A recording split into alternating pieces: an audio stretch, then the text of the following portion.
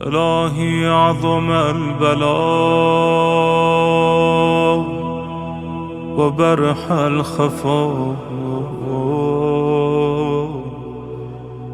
وانكشف الغطاء. اعوذ باللہ من الشیطان اللعین الرجیم. بسم اللہ الرحمن الرحیم. نحمده ونصلی علی رسول الکریم وعلی آلہ الطیبین الطاہرین واللعن علی اعدائهم اجمعین. السلام علیکم ورحمۃ اللہ وبرکاتہ. معرفت امام زمانہ عجل اللہ تعالی فرجہ الشریف کے حوالے سے گفتگو جاری ہے. اس سلسلے کی 33ویں قسط ہے.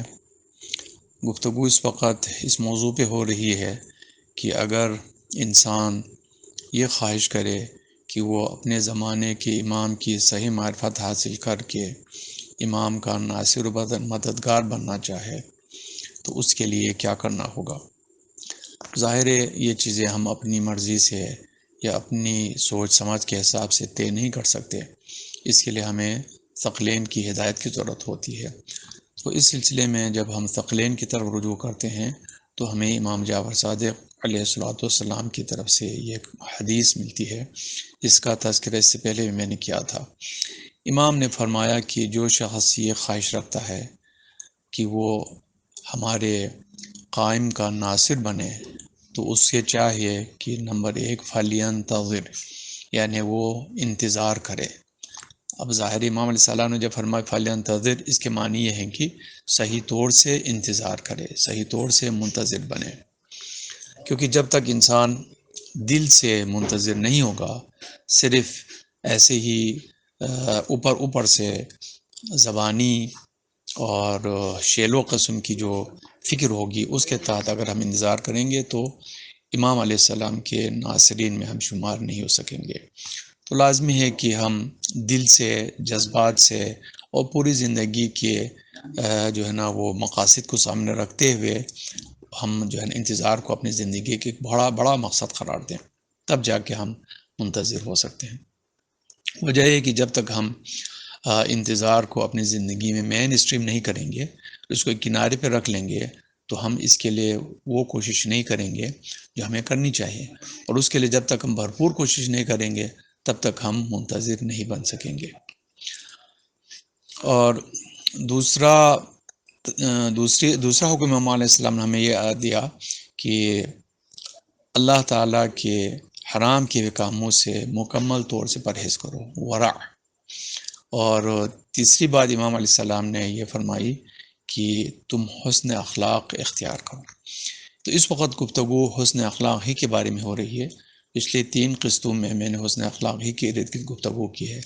شاید برادران کو یہ محسوس ہو رہا ہو کہ یہ گفتگو زیادہ طویل ہو رہی ہے، لیکن یہ جان بوجھ کے کر رہا ہوں اس لیے کہ اخلاق کا حاصل کرنا صرف علم کا حاصل کرنا نہیں ہے، یہ مکمل طور سے ایک تربیت کا حصول ہے، اور تربیت میں انسان کو وقت لگتا ہے. علم انسان جلدی حاصل کر لیتا ہے. کسی چیز کو جو آپ نہیں جانتے تھے آپ نے سیکھ لیا اور اس کو زبانی یاد کیا یا اس کو سمجھ لیا اور ذہن و دل و دماغ میں اس کو اتار دیا تو وہ آپ کی زندگی کا حصہ بن گیا. لیکن تربیت ایسا نہیں ہے. تربیت میں پہلا مرحلہ علم ہے. علم کو صحیح طور سے حاصل کریں، اس کے بعد جو علم آپ نے حاصل کیا ہے اس کے اوپر یقین حاصل کرنا شرط ہے.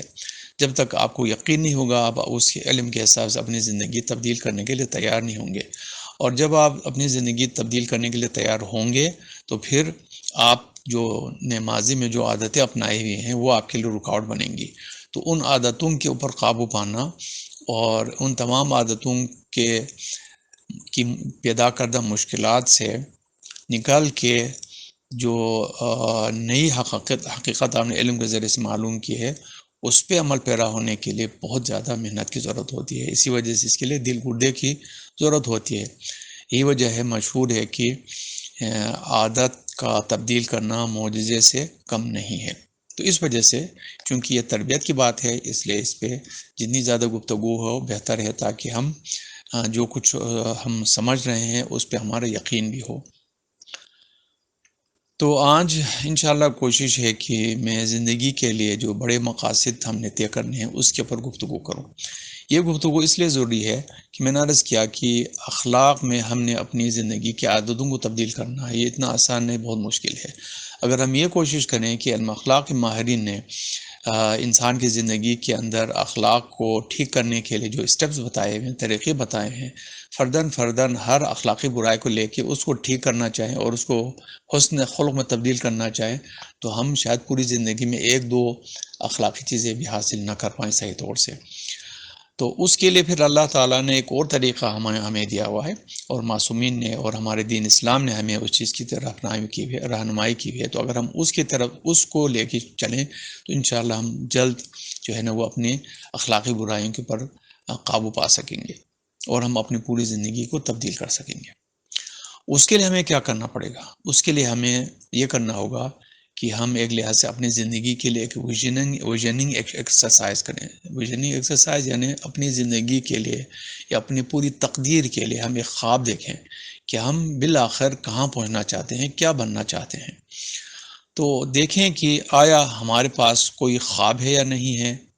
خواب سے مراد وہ خواب نہیں ہے جو ہمیں نیند میں نظر آتی ہے، بلکہ خواب سے مراد ہماری وہ گہری آرزوئیں ہیں جو ہمارے دل و دماغ میں مکمل طور سے راسخ ہو چکی ہیں، اور اسی وجہ سے لوگ کہتے ہیں کہ جی خواب وہ نہیں ہے جو نیند میں آتی ہے، بلکہ حقیقی خواب وہ ہوتے ہیں جو آپ کو سونے نہیں دیتی۔ یعنی وہ زندگی کے بڑے مقاصد جو ہمارے دل میں گھر کر چکے ہیں اور جن کے ارد گرد ہم اپنی زندگی کے تمام امور کو چلا رہے ہوتے ہیں۔ تو اگر ہم ان چیزوں کو سمجھ سکیں کہ یہ جو مقاصد کیا ہوتے ہیں اور ان کا تعین کس طرح سے ہوتا ہے، اور پھر یہ دیکھنے کی کوشش کریں آیا ہم نے بھی کوئی مقاصد معین کر رکھے ہیں، اور اگر کر رکھے ہیں آیا وہ ثقلین کی تعلیمات کے مطابق ہیں یا نہیں ہے۔ اس سلسلے میں عرض ہے کہ پہلی بات تو یہ ہے کہ انسان کو اللہ تعالیٰ نے اس طرح سے خلق کیا ہے کہ وہ اپنی زندگی میں چھوٹے سے چھوٹے اور بڑے سے بڑے کام کو کسی مقصد کے تحت ہی بجا لاتا ہے۔ یہ ناممکن ہے کہ انسان بغیر کسی مقصد کے کوئی چھوٹا سا کام بھی انجام دے۔ مقصد سے کیا مراد ہے؟ مقصد سے مراد یہ ہے کہ یا تو کسی فائدے کا حاصل کرنا یا کسی سے نقصان سے بچنا، یا دونوں ہو سکتے ہیں، یعنی ایک ہی مقصد میں آپ کو فائدہ بھی مل رہا ہے، نقصان سے بھی بچ رہے ہیں۔ تو مقصد کا جو تعین ہے وہ حقیقتاً ایک فکری عمل ہے۔ انسان کی سوچ میں یہ چیزیں جو ہے نا وہ پروسیس ہوتی ہیں۔ اس لیے انسان پہلے ہر کام کرنے سے پہلے ذہن میں سوچتا ہے، اور ذہن میں سوچنے کے بعد یہ دیکھتا ہے معلومات کے رخ سے کہ اس چیز میں کیا نفع ہے، کیا نقصان ہے، نفع کیسے حاصل کیا جا سکتا ہے، نقصان سے کس طرح سے بچا جا سکتا ہے۔ پھر ساتھ ساتھ یہ بھی بتاتا ہے، ہمارے عقل میں یہ بھی بتاتی ہے کہ نفع کتنا اہم ہے، نقصان کتنا اہم ہے۔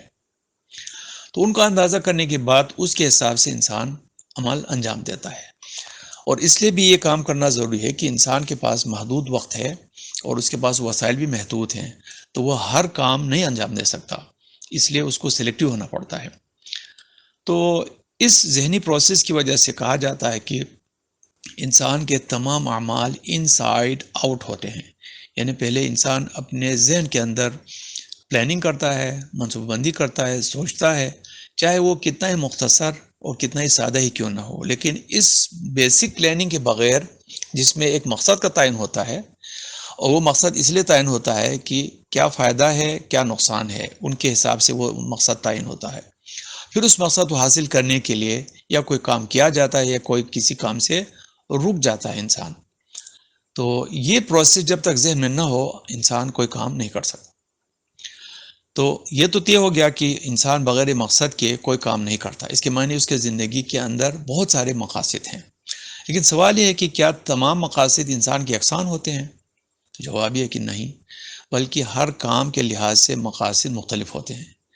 کبھی مقصد فوری اور سطحی اور نہایت ہی کم حیثیت کے کسی کام کے لیے ہوتا ہے۔ مثال کے طور پر انسان سستی کا احساس کر رہا ہے یا بوریت محسوس کر رہا ہے یا تھوڑی سی جو ہے نا وہ سر درد یا اس قسم کی جو ہے نا چیز کا احساس کر رہا ہے، تو سوچتا ہے کہ جی اسے نکلنے کے لیے کیا کروں۔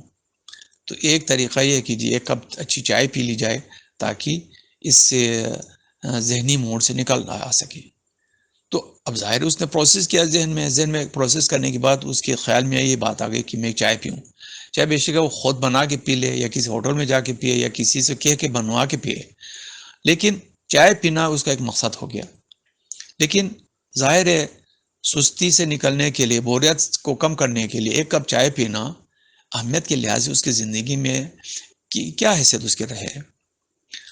لیکن اگر اسی سلسلے ہی میں اگر ہم کسی اور چیز اس کا موازنہ کریں، مثلا کام پہ جانے سے پہلے صبح ناشتہ کرنا، بے شک یہ بھی چھوٹا سا مقصد ہے لیکن یہ چائے پینے کے نسبت زیادہ اہم مقصد ہے. اس لیے کہ اگر انسان ناشتے کے بغیر جائے تو اس کو بھوک لگے گی، دوپہر تک اس کے لیے کام کرنا مشکل ہو جائے گا. تو صبح کا ناشتہ بوریت کو ختم کرنے کی چائے سے زیادہ اہم ہے. تو کچھ یہ چیز اس قسم کے مقاصد ہوتے ہیں کہ جو عملی ہوتے ہیں، فوری ہوتے ہیں، لیکن انسان ان کو بھی کرتا جاتا ہے. لیکن کچھ مقاصد ایسے ہوتے ہیں جو اسٹریٹجک کہلاتے ہیں، یعنی تصویراتی ہوتے ہیں، یعنی وہ ذرا لمبے عرصے کے لیے ہوتے ہیں، بڑے مقاصد کے لیے ہوتے ہیں. مثال کے طور پہ کسی طالب علم کا امتحان کی تیاری کرنا، اب یہ ظاہر ہے ایک کپ چائے پینے اور صبح کا ناشتہ کرنے سے بہت زیادہ وسیع قسم کا مقصد ہے، بڑا مقصد ہے اس کا. تو جو تصویراتی نوعیت کے مقاصد ہوتے ہیں وہ بھی دو قسم کے ہوتے ہیں، کچھ ذرا مختصر میعاد کے اور کچھ طویل المیعاد کے. تو ان کی مثالیں جیسے یہی ہے کہ جیسے طالب علم کا امتحان کی تیاری کرنا یہ ذرا طویل المیعاد کا ہے، اور انسان کا اپنے کاروبار میں توسیع کے لیے یا اپنی ملازمت میں ترقی کے لیے کوئی کام کرنا، مثلا کاروبار میں توسیع کے لیے کوئی نئے پروڈکٹ تلاش کرنا، کسی نئے مارکیٹ کے اندر جو ہے نا وہ پروڈکٹ کو پہنچانا، لانچ کرنا، یا کوئی نئی پروڈکٹ لائن بنانا، یہ چیزیں کیا ہوتی ہیں؟ تصویراتی کہلاتی ہیں. اور یہ کچھ مختصر میعاد کی ہوتی ہیں، کچھ مڈل یعنی درمیانی مدت کی ہوتی ہیں، اور کچھ طویل المیعاد ہوتی ہیں.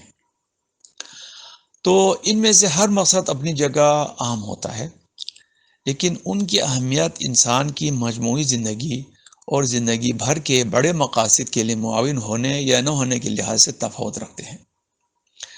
بطور مثال، ایک کامیاب انسان بننے کے لیے اچھا کھانا، اچھا پینا اتنا اہم نہیں جتنی اچھی تعلیم حاصل کرنا، اچھے اخلاق برتنا اور اچھے ہنر سیکھنا ہو سکتے ہیں.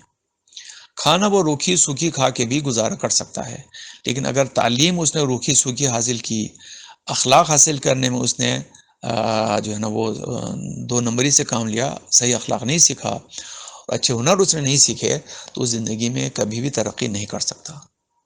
بے شک مناسب کھانا کھانا جس سے اس کی صحت بحال رہے ٹھیک ہے، لیکن ہمیشہ بہت اچھی خوراک کھانا، خوش خوراکی کرنا زندگی میں ترقی کے لیے اتنا زیادہ اہم نہیں ہے، بلکہ کئی دفعہ بہت زیادہ خوش خوراکی انسان کی زندگی کے ترقی کے لیے رکاوٹ بن سکتے ہیں.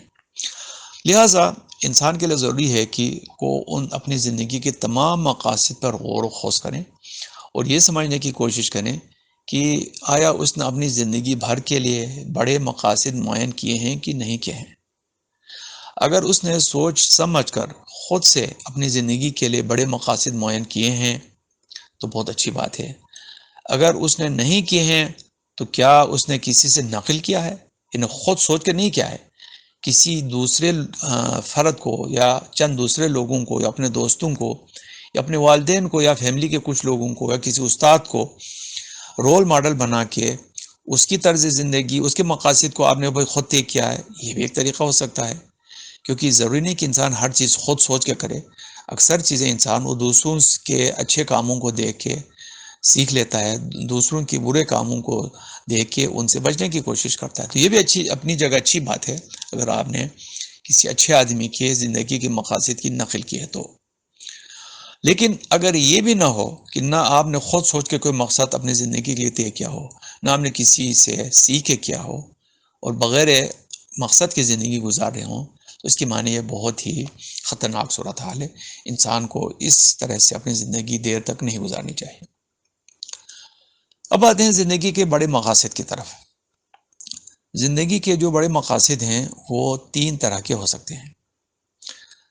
نمبر 1، مادی اور دنیاوی مقاصد، اور یہ مادی اور دنیاوی مقاصد بھی 2 طرح کے ہو سکتے ہیں۔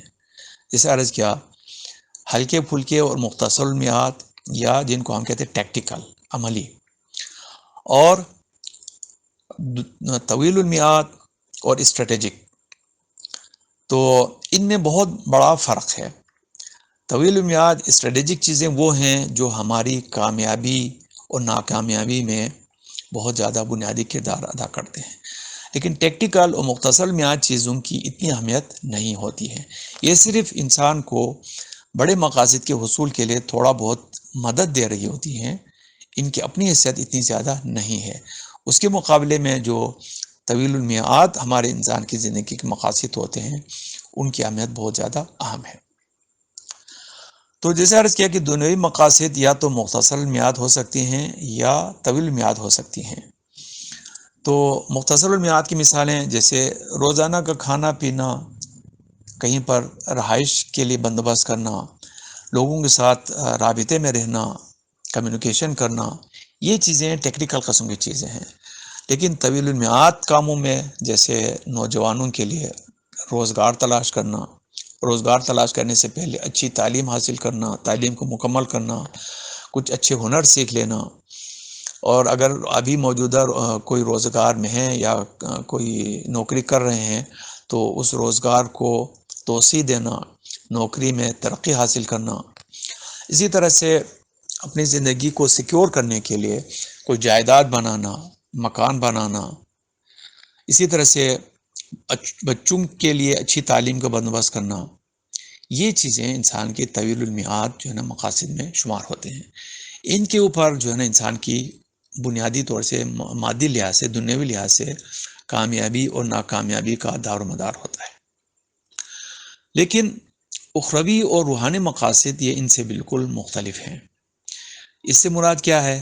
اس سے مراد یہ ہے کہ ہم جو کچھ کریں زندگی میں، چاہے تعلیم حاصل کرنا ہو، روزگار تلاش کرنا ہو، جائیداد خریدنا ہو، بچوں کی دیکھ بھال کرنا، ان کو اچھی تعلیم دلانا ہو، ان کی ٹریننگ کرانا ہو، آیا یہ سب کچھ ہم اللہ کی اطاعت و بندگی میں رہتے ہوئے کر رہے ہیں، یا ہم نے اس کا خیال نہیں رکھا ہے؟ آیا ہم واجبات ادا کر رہے ہیں جو خدا کی طرف سے ہمارے پر فرض پہ ہیں؟ خدا کی طرف سے جن منہیات سے ہمیں منع کیا ہے، جن محرمات سے ہمیں منع کیا ہے، ہم ان سے رک رہے ہیں، اجتناب کر رہے ہیں یا نہیں کر رہے ہیں؟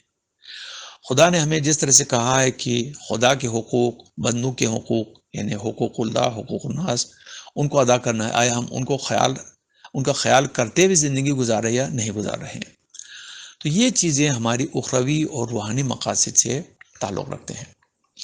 اگر ہم موازنہ کریں کہ خالصتاً مادی مقاصد اور خالصتاً اخروی یا روحانی مقاصد، تو ہمیں اس میں ایک واضح فرق نظر آئے گا۔ وہ واضح فرق کیا ہے؟ وہ مدت کے لحاظ سے ہے۔ دنیاوی مقاصد چاہے جتنا بھی طویل المیعاد ہی کیوں نہ ہو، وہ انسان کی زندگی کے اختتام پر ختم ہو جاتے ہیں وہ مقاصد۔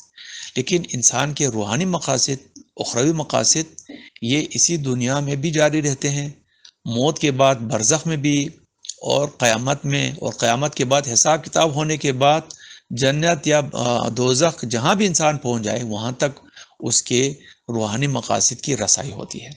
تو اس لحاظ سے، اہمیت کے لحاظ سے ہمارے لیے سب سے اہم کیا ہے؟ سب سے اہم ہمارے لیے اخروی اور روحانی مقاصد ہیں۔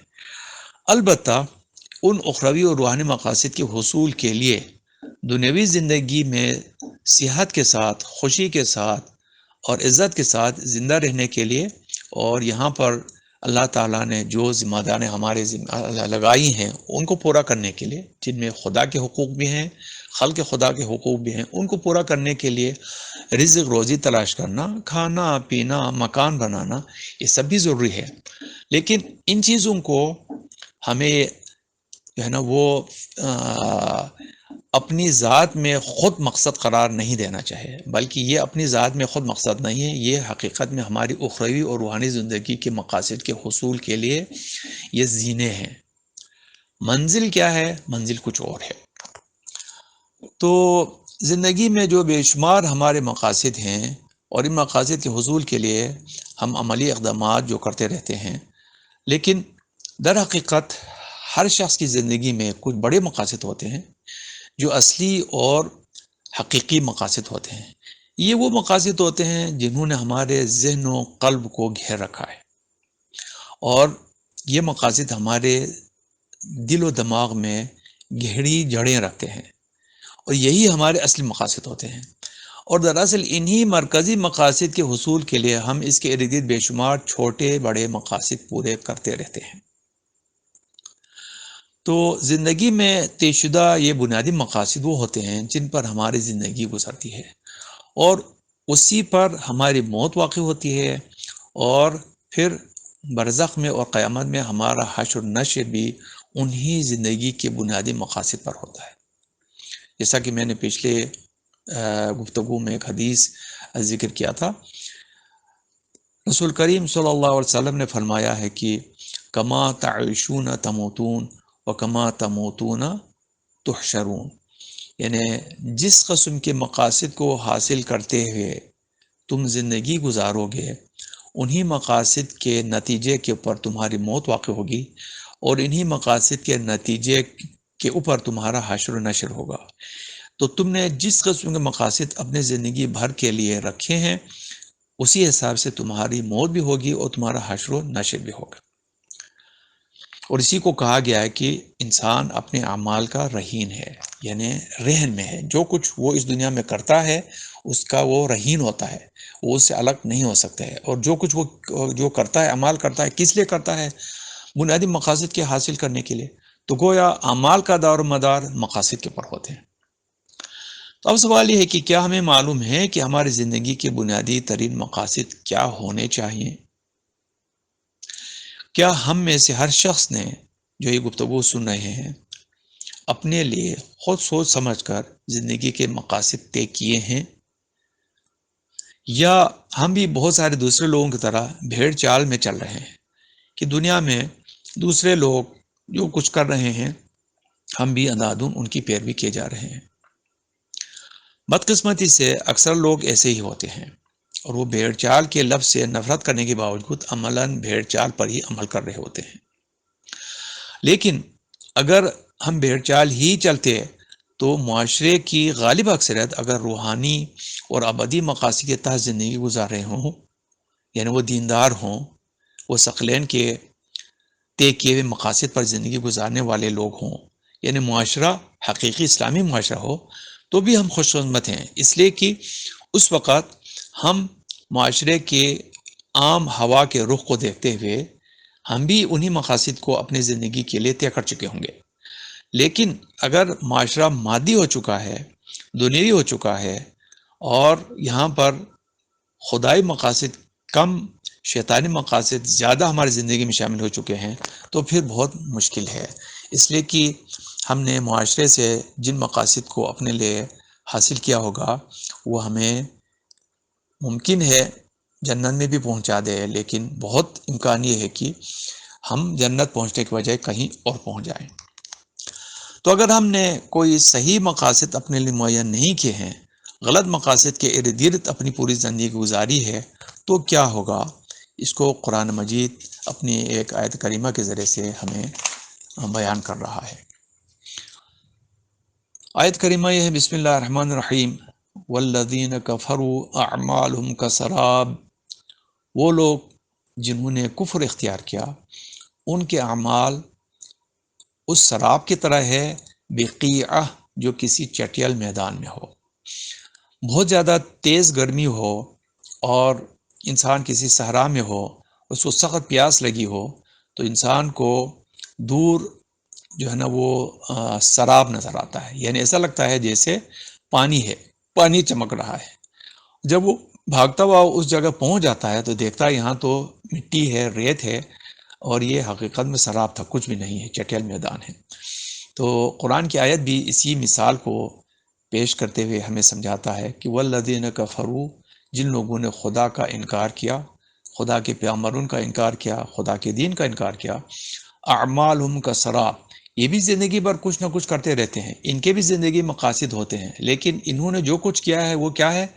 یہ کسراب بقیع، یہ کسی چٹیل میدان میں ہونے والا سراب ہے۔ یحسب الظمآن ماء، پیاسا اس کو پانی سمجھتا ہے، حتی اذا جاءہ لم یجدہ شیئا، یہاں تک کہ وہ بھاگتا ہوا اس جگہ جاتا ہے تو وہاں کچھ بھی نہیں پاتا۔ کیا صرف یہی ہے کہ کچھ نہیں ملا اس کو؟ نہیں، اسے بھی ایک شدید ترین نتیجہ سامنے ہے۔ وہ کیا ہے؟ وَوَجَدَ اللَّهُ عِندَهُ، وہاں پر خدا اس کو ملتا ہے۔ یعنی جب انسان اس دنیا کی زندگی ختم کر کے موت کے ذریعے سے دوسری زندگی میں چلا جاتا ہے تو اب یہاں مادی زندگی میں خدا اور اس کے درمیان جو پردہ تھا وہ ہٹ جاتا ہے اور خدا عیاناً اس کے سامنے آج موجود ہوتا ہے۔ تو جب اللہ تعالیٰ کا سامنا ہوتا ہے تو اللہ تعالیٰ کیا کرتا ہے؟ فوفا حسابہ، اس سے مکمل طور سے حساب لے لیتا ہے۔ یہ ہے انسان کی زندگی کی سب سے بڑی مشکل۔ ہم جو کچھ بھی کرتے جائیں گے، جو بھی مقاصد ہم طے کر کے جائیں گے، ان تمام مقاصد کا اور ان مقاصد کو حاصل کرنے والے تمام اعمال کا ہمیں قیامت میں خدا کے سامنے حساب دینا ہوتا ہے۔ ہم نے خدا کا سامنا کرنا ہے، اور واللہ سریع الحساب، اللہ بہت تیزی سے حساب کرنے والا ہے۔ اس لیے ضروری ہے کہ ہم ثقلین کی تعلیمات کی روشنی میں ہی سب سے پہلے اپنی زندگی کے مقاصد کو طے کریں، پھر دیکھیں کہ یہ مقاصد ہمارے قلب و روح میں پیوست شدہ مقاصد سے کس قدر ہم آہنگ ہیں۔ اگر پوری طرح سے ہم آہنگ ہیں تو شکر خدا بجا لائیں، اگر تھوڑا بہت فرق ہے تو بھی شکر بجا لائیں، اور کوشش کریں کہ جہاں جہاں فرق ہے ان فرق کو مٹا دیں، جہاں جہاں گیپ ہیں ان گیپس کو فل کریں۔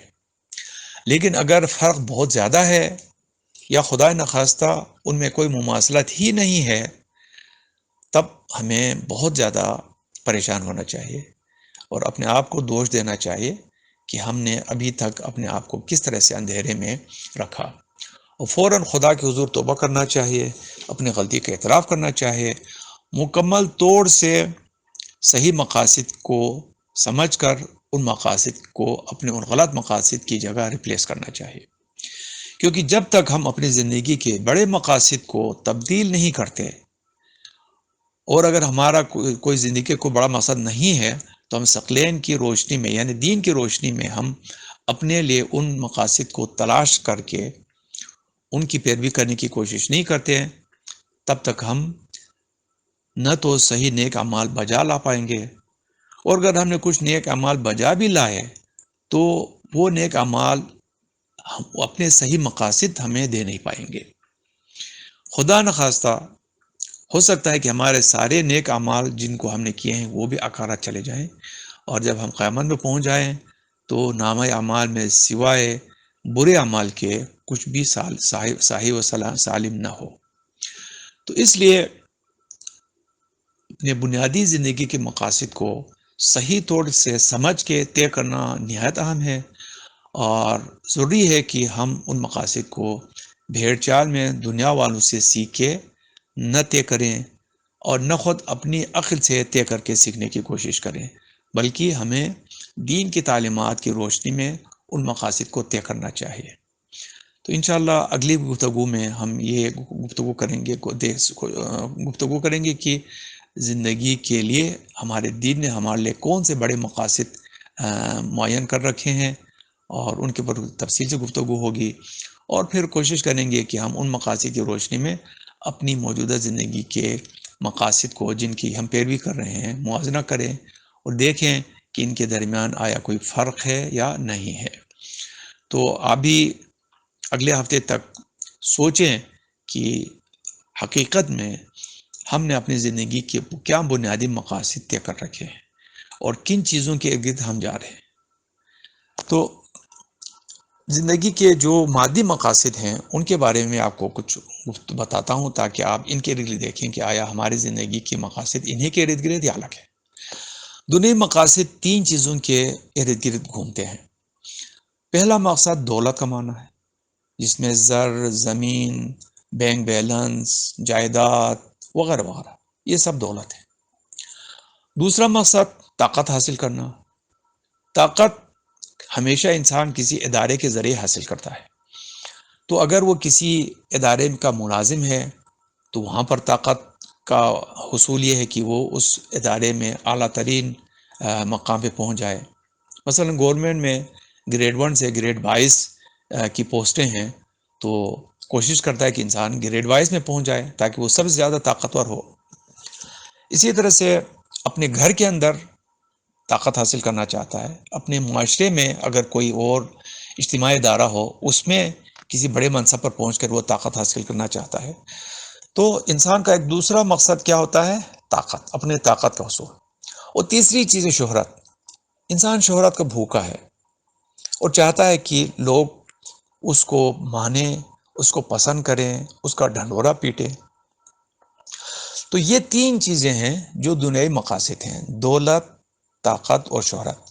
اور انسان طاقت بھی اس لیے حاصل کرتا ہے زیادہ تر تاکہ اس کے ذریعے سے دولت کمائے، اور دولت کو اس لیے کماتا ہے تاکہ اس کے ذریعے طاقت حاصل کرے، اور ان دونوں کو اس لیے حاصل کرتا ہے تاکہ شہرت حاصل کرے، یا شہرت اس لیے حاصل کرتا ہے. یہ چیزیں ایک دوسرے کو بھی سپورٹ کرتی رہتی ہیں. تو یہ تینوں چیزیں ایک دوسرے کو بھی سپورٹ کرتی ہیں اور ایک دوسرے کو ان کے ذریعے سے حاصل کیا جا سکتا ہے. جب یہ تینوں چیزیں انسان کو مل جاتی ہیں تو پھر کیا کرتا ہے انسان؟ لذت اٹھاتا ہے، جس کو کہتے ہیں پلیجر. یعنی جب زندگی بھر تگ و دو کر کے انہی کو بنیادی مقاصد قرار دے کے جب وہ کوشش کرتے کرتے کرتے ان کو حاصل کرتا ہے تو آخری نتیجے کیا نکلتا ہے؟ ایک بہت ہی مختصر عرصے کی لذت، یعنی دنیا سے آنکھ بند ہونے تک کی لذت. بلکہ دنیا میں بھی اس وقت تک جب اس کی صحت اجازت دے کہ وہ ان چیزوں سے لذت حاصل کرے تب تک اس کو وہ لذت حاصل کر سکتا ہے. تو گویا لذت حاصل کرنا ایک انتہائی مختصر عرصے کا نتیجہ ہے، مقصد ہے. اسی وجہ سے ایک حیوان کی زندگی سے اوپر کی زندگی نہیں ہے. البتہ لذتیں بھی 2 قسم کی ہوتی ہیں: خالی جسمانی لذت جیسے کھانا پینا وغیرہ، اور اسی طرح سے کچھ نفسیاتی یا روحانی لذت جیسے مثلا طاقت کے نشے میں خوش ہونا، شہرت کے نشے میں خوش ہونا. یہ مادی نہیں ہے، یہ روحانی ہے. لیکن دنیا کے سے متعلق چاہے وہ روحانی لذتیں ہوں یا مادی لذتیں ہوں، ان کی کوئی لائف نہیں ہے، ان کی زندگی انتہائی مختصر ہے. تو اس لیے پھر ہمیں سوچنا چاہیے کہ آیا ہم اپنی ساری زندگی کو انہی مقاصد کے ارد گرد لگائیں کہ جب ہم اپنی زندگی ختم کریں تو ہمارے آگے لے جانے کے لیے زائد راہ کے طور پہ کچھ بھی نہ بچے، اور جب ہم خدا کے ہاں پہنچیں تو پتہ چلے کہ ہم نے جن چیزوں کو بہت زیادہ پانی سمجھا تھا، قیمتی چیز سمجھا تھا، وہ تو سراب تھا، کچھ بھی نہیں تھا، آگے کچھ بھی نہیں تھا. اور اللہ تعالیٰ کا ہم سامنا کریں اور اللہ ہم سے حساب کتاب لے لیں تو ہم شرمندگی کے مارے سر اٹھا نہ سکیں، اور وہاں سے اللہ سے کہیں کہ اللہ ہمیں دوبارہ بھیج اس دنیا میں جس طرح سے قرآن میں ہے. تو اللہ تعالیٰ فرمائے کہ اب یہ ہونے والا کام نہیں ہے. تو اس سے پہلے کہ ہم اس اسٹیج پر پہنچیں ہمیں سوچنا چاہیے کہ زندگی کے حقیقی مقاصد کیا ہونے چاہیے تاکہ ہم اس دنیا میں بھی خوشی سے اطمینان سے زندگی گزاریں، اور اس دنیا میں سے آنکھ بند کرنے کے بعد جب ہم برزخ کی زندگی میں پہنچیں اور قیامت کے دن اللہ کے حضور پہنچے تو ہم وہاں پر بھی خوش و خرم ہوں. السلام علیکم ورحمۃ اللہ وبرکاتہ.